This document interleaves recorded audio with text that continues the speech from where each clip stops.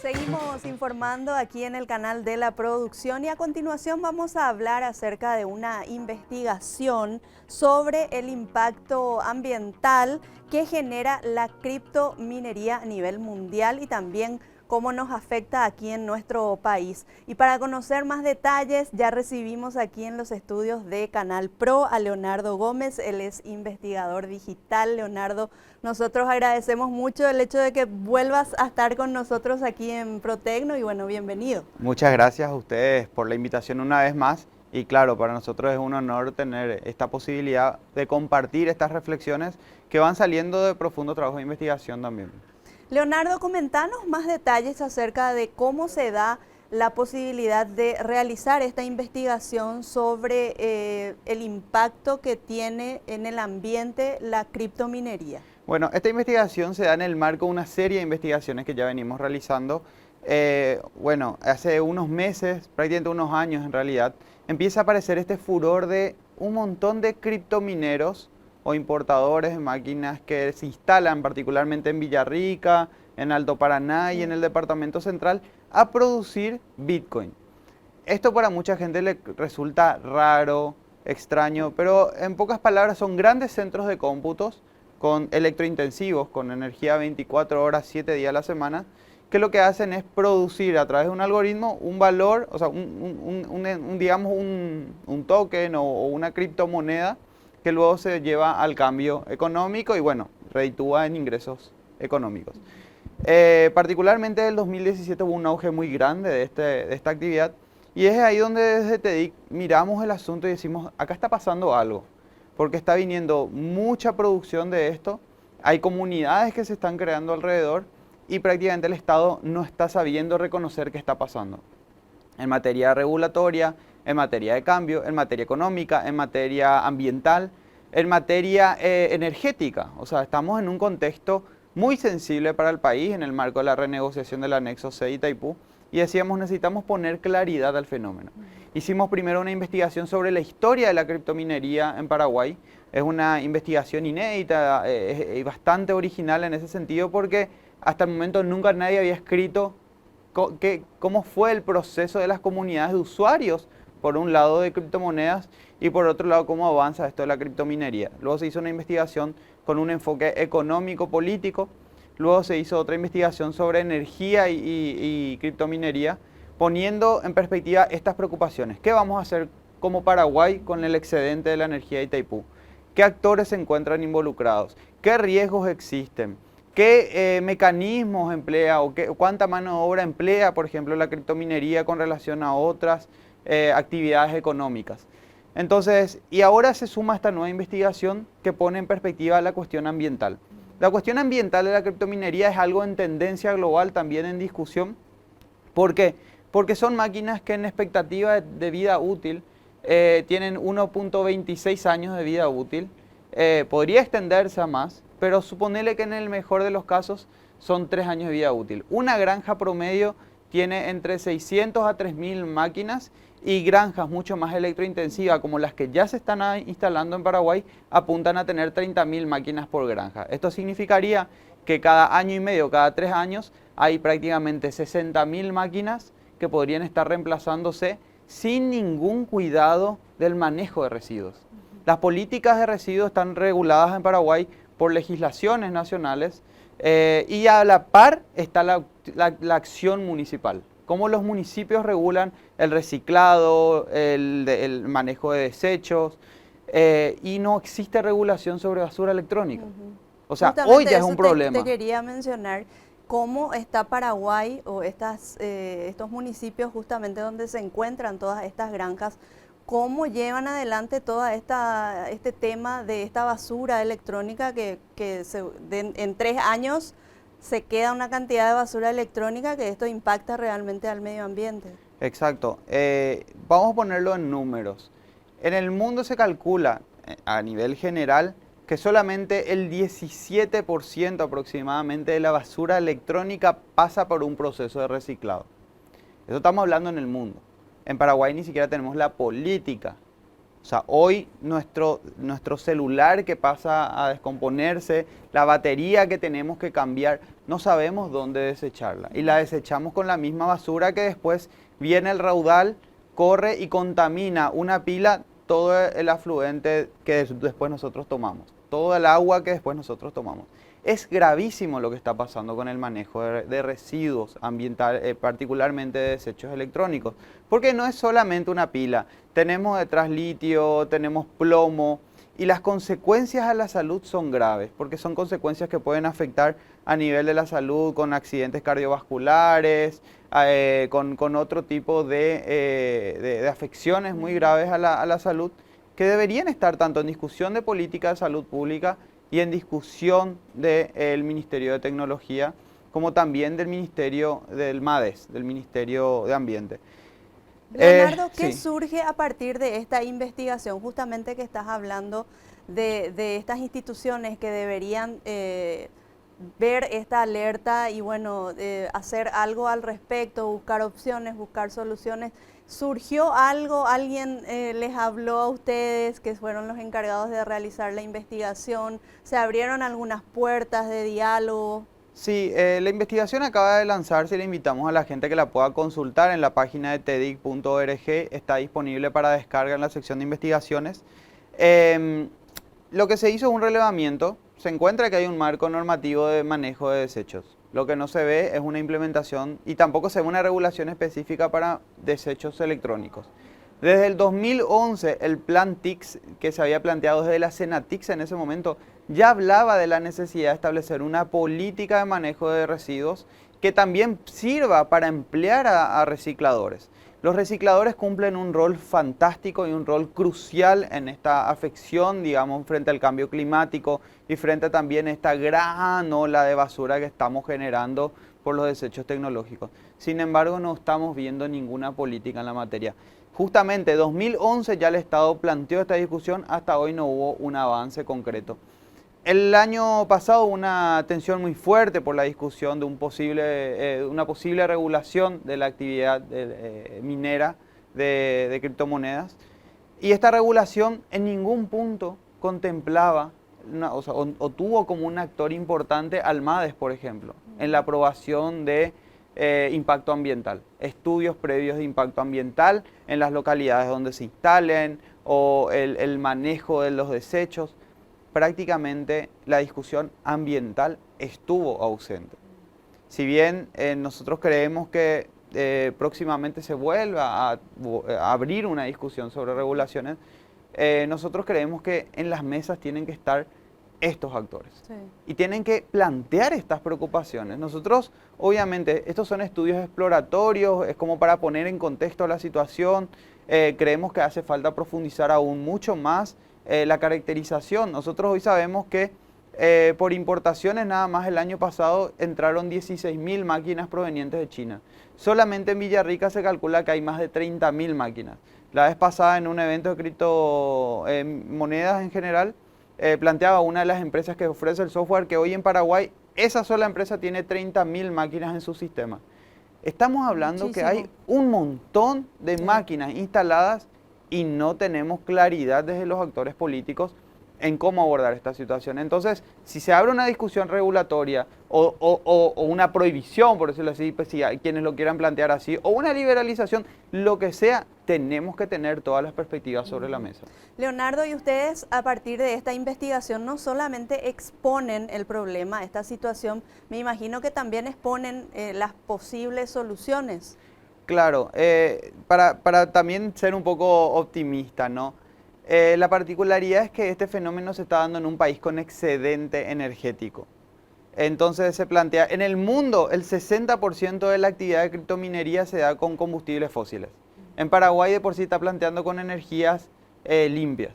Entonces hay algunos que lo plantean eso como una oportunidad. Nosotros lo que vemos, y más como una orientación a la conversación y no como una recomendación concreta, es necesitamos primero abrir la discusión sobre regulación de basura electrónica en general. O sea, porque la actividad criptominera es una, pero también tenemos que pensar en los usuarios que hoy están tirando y manejando sus desechos y no saben dónde depositar un artefacto electrónico. Segundo, pensar que estas son cadenas complejas, no solamente aisladas. Dan empleo, permiten que las empresas mejoren sus políticas en base a objetivos del desarrollo sostenible, pensando en cómo integrar en su cadena la trazabilidad del manejo de desechos. Claro, estas son conversaciones que estoy planteando, pero que la investigación en realidad invita a pensar eso. Invita a pensar que necesitamos regulaciones y necesitamos que los actores contribuyan a esa conversación. Y sobre todo, que el Poder Ejecutivo, en caso de que se dé una discusión, se haga parte de esta discusión. Y yo creo que más que nada ahora, mirando el escenario electoral, pensando que vamos a tener próximamente nuevas autoridades, es importante que la cuestión ambiental esté en la agenda. Nosotros podemos tener un excedente energético, pero si vamos a estar brindando energía eléctrica intensiva, destinándola a empresas, cuando vemos en la matriz energética paraguaya que el 60% de la matriz sigue consumiendo energía fósil, estamos viendo un gran problema. Probablemente estamos dando mucha energía a empresas electrointensivas y sin ninguna política de sumar actores que consuman energía eléctrica y realmente brinde un desarrollo mucho más sostenible. Porque según estudios energéticos del Columbia Center, por ejemplo, hay una expectativa que para el 2038 Paraguay llega al límite de su producción energética. Otros especialistas en Paraguay plantean que para el 2032 ya estaríamos al límite de nuestra producción energética. Hoy hablamos de excedentes. De acá a 10 años vamos a hablar que no tenemos energía. Esto significa que hay que plantear muchos proyectos energéticos más.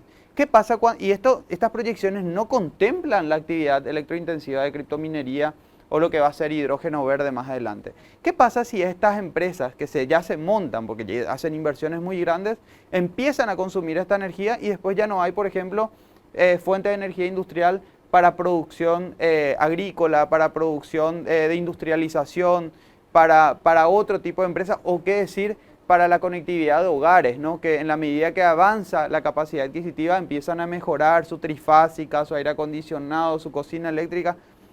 Cuando pensamos el desarrollo tenemos que contemplar estas miradas. Y eso también una mirada ambiental, porque si no lo pensamos así, podemos imaginarnos un futuro de acá 10, 15 años donde estemos importando energía. Y eso sería terrible. Eso sería terrible. Entonces es una investigación que más que nada invita a la reflexión. No es una investigación cerrada, al contrario, nosotros siempre desde TEDIC invitamos al diálogo, invitamos a la conversación. El año pasado nos sumamos a la conversación legislativa y decíamos, no puede haber un proyecto legislativo que se apruebe si no integró a los actores.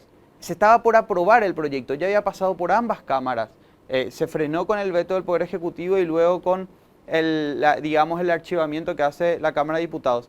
Pero si no fuera porque la sociedad civil también plantea esa preocupación, eso hubiera sido un proyecto de ley sin la suficiente discusión.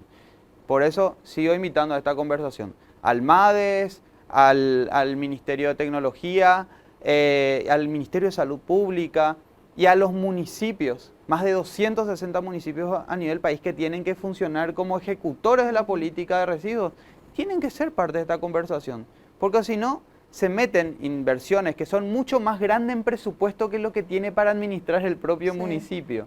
Entonces plantea serios problemas en territorios que no podemos desconocer o dejar que ocurran sin tener la mínima previsión. Leonardo, y realmente es destacable porque desde esta investigación ustedes como equipo abren ese espacio justamente de diálogo, de debate, de análisis, de prevención también a lo que puede llegar a pasar dentro de 10 años, así como vos mencionás. Y bueno, y hay que prepararse, hay que ver soluciones ahora para que después no sea tarde, ¿verdad? Tal cual. Entonces, yo quiero nuevamente que invites a la gente a sumarse también a toda esta campaña, partiendo desde el conocimiento y la información, que puedan también sumarse a las páginas de TEDIC, conocer un poco más acerca de todo el desarrollo y el contenido de esta investigación tan importante. Así es, le invitamos a las personas que están viendo el programa, pueden visitar la página de TEDIC en las redes sociales, pero también en la web tedic.org. Ahí van a encontrar todas las investigaciones que ya se hicieron sobre criptominería. Usuarios, es importante también que sepan, es importante también que participen en esta conversación y entiendan qué es esto, porque hoy se habla mucho de criptomonedas, de Bitcoin, de Ethereum, de qué es todo esto. Lo importante es entender porque con mayor información podemos tomar mejores decisiones. Nosotros queremos aportar desde ahí. Entendemos que la academia tiene un compromiso, entendemos que la sociedad civil tiene un compromiso y sobre todo cuando vemos que es difícil que esta articulación entre actores privados o grandes inversiones frente a la capacidad del Estado a responder de forma íntegra, sobre todo pensando en quienes no están en la mesa, ¿no? O sea, ahí tenemos que pensar que en esta conversación tienen que estar en las mesas los usuarios finales, tienen que estar pensándose en las personas que no tienen ni siquiera un tendido eléctrico, tienen que pagar comunitariamente para bajarse su línea de la ANDE. Tenemos que pensar en toda la cadena porque al fin y al cabo no es solamente un desarrollo de tecnología, es un que probablemente si no se regula bien o no se piensa bien el fenómeno, una cuestión concentrada que no llega realmente a contribuir al desarrollo nacional. Sí. Necesitamos tener una perspectiva de desarrollo que integre múltiples miradas. Y desde la academia, justamente desde el equipo de TEDIC, ¿ustedes están pensando en este año 2023 involucrar a esos actores que tienen que ver con todo este tema de criptominería, impacto ambiental? ¿Cómo piensan hacer para abrir esos espacios justamente? Nosotros venimos haciéndolo a través de las investigaciones justamente. Muchas de las personas que participaron en las investigaciones son actores, son mineros. Son especialistas en ambiente, especialistas en energía, especialistas en economía, son voceros de asociaciones de fintech, de la Cámara Fintech, de la Asociación de Blockchain del Paraguay, del Ministerio, del MADES también fue entrevistado. En verdad lo que nosotros hacemos a través de este proceso es incorporar a los actores y, como decir así, sistematizar la conversación.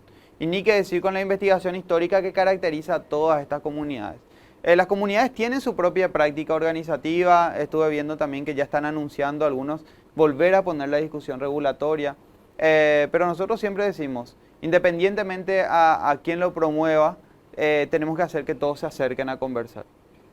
Y sobre todo porque cuando vemos esto, hoy hay una tendencia a que muchas inversiones extranjeras vengan por este fenómeno, porque la mayoría de los dispositivos que están importando son usados, vienen de China. ¿Por qué? Porque se restringió la criptominería en China, se restringió en la zona de Euroasia, se está restringiendo en otros países. Hay discusiones promovidas incluso desde la Casa Blanca en Estados Unidos por estas preocupaciones ambientales o energéticas.